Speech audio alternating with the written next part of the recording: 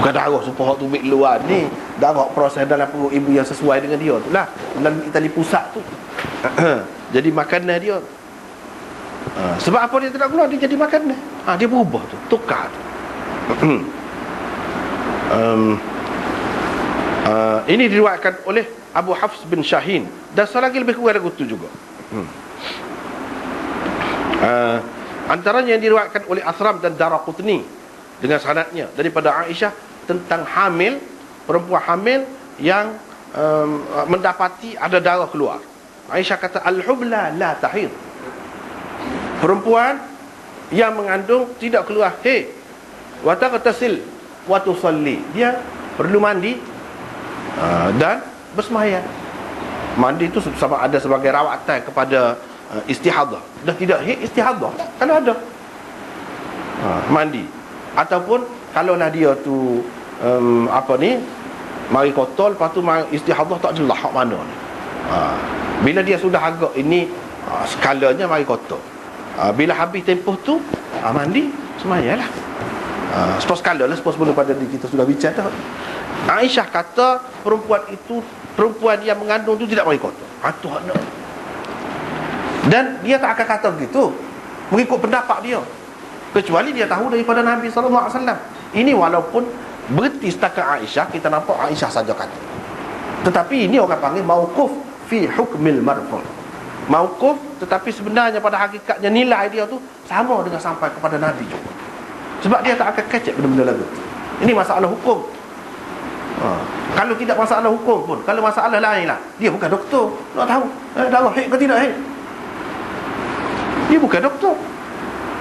Dia kata lagu tu tidak darah haid, lepas tu kena semayang.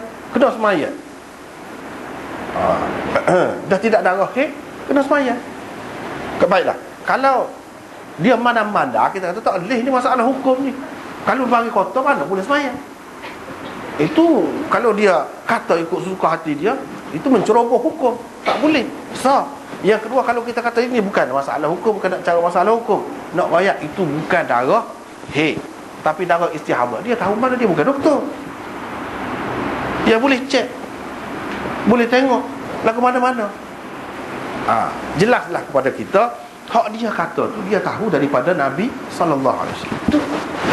Itulah dalil hak jumhur ulama. Dan Imam Syafi'i dalam qaul qadim dia pun dia pakai hak tu juga. Tapi dalam qaul jadid dia ada, dia kata ada mari kotor lagi. Kalau pakai hak tu, dah kita nak tahu mana, jadi susah lah. Ni pula susah dah, tempat lain susah dah, banyak perkara. Nak pastikan kalau orang istihadah tu, nak pastikan haid kau tidak, ni susah dah situ. Ni dah mengandung pun boleh jadi haid. Lepas tu lagu mana? Panduan tu, panduan. Nak dapat panduan lagu mana, susah tu. Siapa yang akan menentukan ini haid kau tidak? Boleh jadi istihadah. Boleh jadilah. Dia pakai atas dasar perempuan tu biasa dia tahu kalau darah haid dia lagu mana. Dia tubik lagu tu lah. Fa innahu damun aswad yu'raf. Fa idza kana dhalik fada'is salah.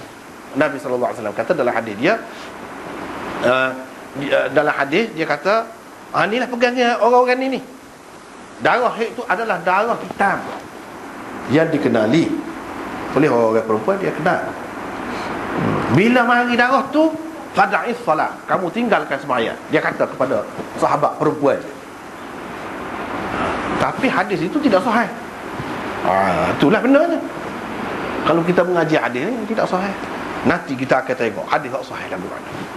Tak ada ketentuan hitam kau gapo boleh jadi belaka. Itu atas makanan, atas cuaca, atas mizaj seseorang tu.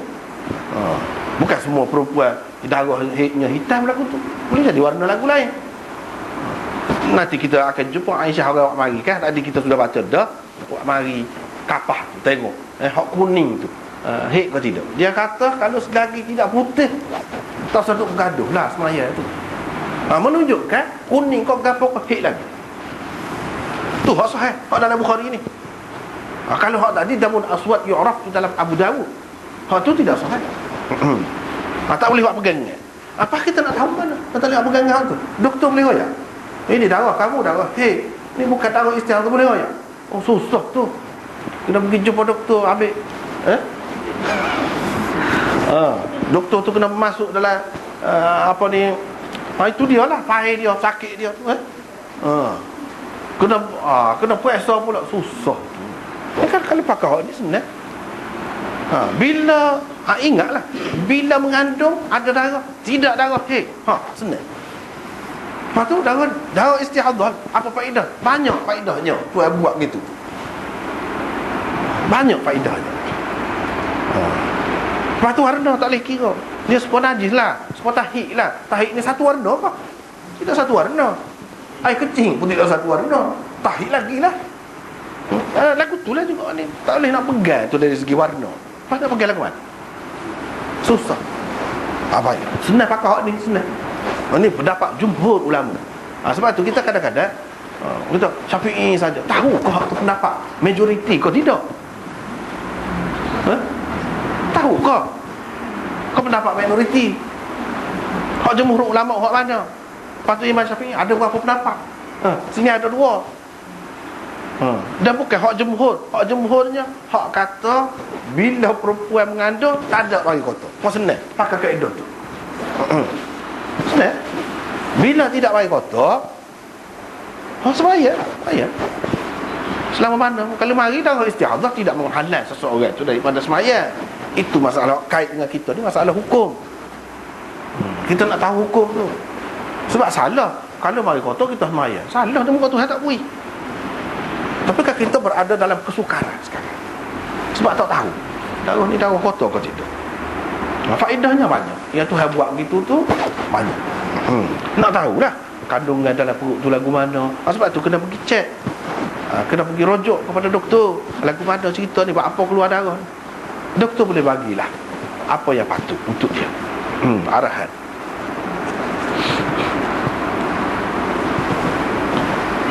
Maknanya sini Imam Bukhari buat mari ayat ni dia nak cerita ada kaitan juga dengan haid tu. Apa darah haid tak keluar? Dalam hadis ada jawab, itu jadi makanan kepada budak. Apa darah haid tak keluar? Sudah tertutup dah pintu dia tu. Pintu haid tu untuk keluar haid. Kalau ada hak lain. Sebab apa? Dalam Quran sebut fi qararin makin, di satu tempat yang kukuh. Tak boleh apa ni tak tu kalau tak boleh tak sapak situ. Terpelihara dengan baik. Tu hak dia nak ceritanya mukhallaqah wa ghairi mukhallaqah di lagu tu. Lepas tu sekarang ni dalam bahasa Melayu pun nampaknya ada dah cerita pasal proses kejadian manusia dalam perut ibu lagu mana, ada boleh baca lah tu. Boleh baca sebab panjang. Ada ulama-ulama kita, ahli-ahli sains kita, dia tulis buku suku pula. Doktor-doktor kita dalam pelbagai bahasa ada tulis buku suku pula bincang tentang tu, tentang kebenaran betapa tepatnya Al-Quran ini, betapa Quran ini merupakan mukjizat. Memang apa dah kalau baca buku khusus berkenaan dengan hal ini, kita tidak nak cakap tu, nak cakap hukum ni tu nak balik semula cerita Imam Bukhari buat mari hadis. Hadis ini menceritakan tentang haid, ada kaitan dengan haid juga, dan sebagai menjelaskan firman Allah SWT itu. Apa dia? Sesungguhnya Allah Azza wa Jalla menugaskan satu malaikat untuk memperhatikan rahim. Malaikat dia perhati rahim. Malaikat saja kau banyak. Banyaklah. Banyak. Kita tak nampak je. Kalau nampak tak boleh nak jalan, banyak perkara ni. Kuman lagi nampak dah. Jin lagi nampak dah, iblis nampak dah, malaikat pun nampak. Banyak benar lah. Serabut boleh jadi manusia, tak jadi kerja lah. Pada pening dengan hak tu, takut kau ataupun kembang kau dah, boleh jadi macam-macam. Hak tu lah hikmah Allah SWT tak boleh nampak. Ada malaikat. Malaikat itu berkata, oh Tuhanku, air mani. Keadaan manusia tu tak tahu gapo, lekok lalai dia dalam keseronokan dia. Tahu tak dia? Dalam keseronokan dia, bila keluar air mani, bila duduk dengan isteri dia, tak tahu. Hak di sebalik tu ni nak Nabi ceritanya. Hak zahir tak payah raya. Tak payah raya. Hak di belakang, di belakang. Sebab tu dalam hadis-hadis ni dia banyak cerita benda-benda lagu ni. Jangan